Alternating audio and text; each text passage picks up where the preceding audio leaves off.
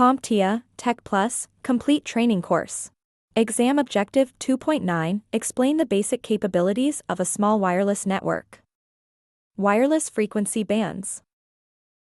Imagine Wi-Fi signals as invisible waves moving through the air, carrying data from your router to your device. These waves have something called frequency, and that frequency affects how the signal behaves. It determines how fast data moves, how far the signal can travel, and how well it can pass through walls or obstacles. Now, let's break down what frequency really means. To picture this, imagine a ball bouncing on the ground. If the ball bounces up and down very quickly, that's similar to a high-frequency signal. If it bounces slowly, that's comparable to a low-frequency signal. In technical terms, frequency measures how many times a wave completes one full cycle, meaning one full rise and fall, in a single second. These cycles are measured in units called hertz. The higher the number of cycles per second, the higher the frequency. Behind me, you'll see the electromagnetic spectrum, which shows the full range of electromagnetic frequencies.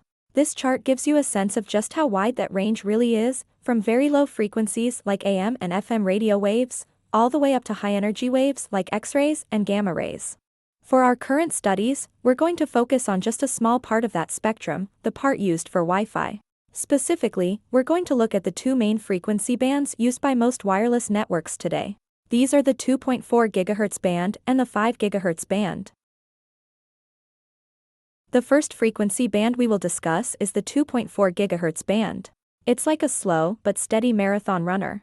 The 2.4 GHz band offers better range, meaning it can travel further.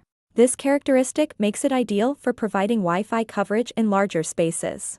However, since it's quite popular, the 2.4 GHz band can get crowded, leading to potential interference from other devices that also use this frequency. Now, let's meet our speedy sprinter, the 5 GHz band.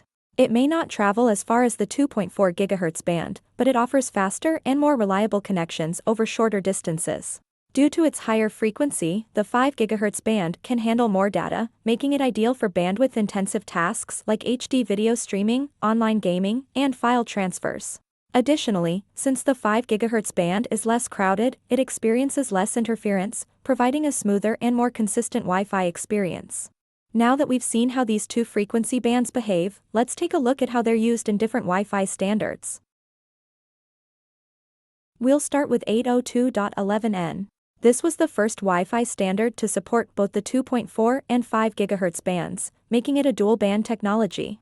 This gave devices more flexibility. A laptop or smartphone could connect over the 2.4 GHz band for better coverage, or switch to the 5 GHz band for better speed when close to the router. At the time of its release, this dual-band capability made 802.11n a major leap forward in wireless networking. Then came 802.11ac, also known as Wi-Fi 5. This version focused purely on performance and was designed to operate only on the 5 GHz band. By using the higher frequency band exclusively, Wi-Fi 5 was able to provide faster speeds and more reliable performance for demanding tasks like streaming, gaming, and large file transfers.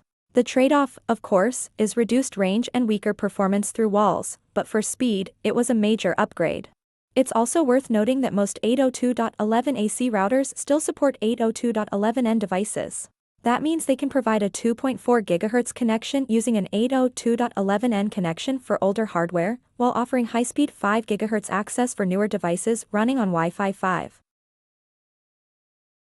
Next, we have 802.11ax, better known as Wi-Fi 6. This standard brought back dual-band support, using both the 2.4 and 5 GHz bands. But it didn't stop there, it also introduced smarter ways to manage traffic and connect multiple devices at once. With Wi-Fi 6, devices can intelligently switch between bands, based on network conditions. That means faster speeds when you're close to the router, and better coverage when you're farther away. It's flexible, efficient, and built to handle the demands of modern networks. And finally, to close out this video segment, we will discuss Wi-Fi 6E, a new and exciting extension of Wi-Fi 6. What makes it special is the addition of an entirely new frequency band, the 6 GHz band.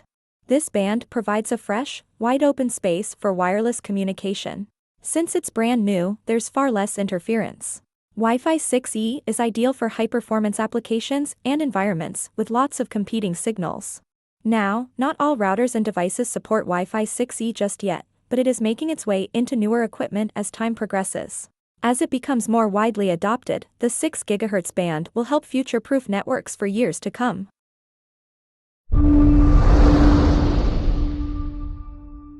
Thank you for watching. Subscribe for more great content.